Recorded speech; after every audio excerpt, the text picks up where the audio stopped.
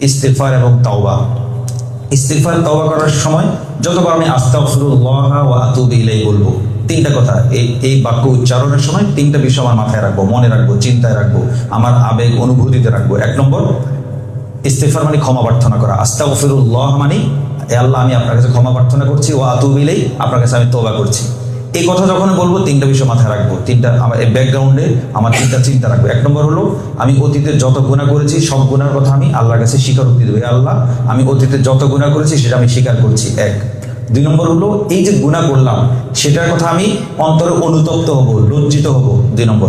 তিন নম্বর হলো ভবিষ্যতে আমি আর গুনাহটা করব না, এই মর্মে সংকল্প করব। যখন আমি আস্তাগফিরুল্লাহ ওয়া আতুবু ইলাইহি বলবো তখন এই তিনটা চিন্তাকে মাথায় রেখে বলবো, তাহলে ইনশাল্লাহ আস্তাগফিরুল্লাহ বলাটা আমার ফলপ্রসূ অর্থবহ হবে।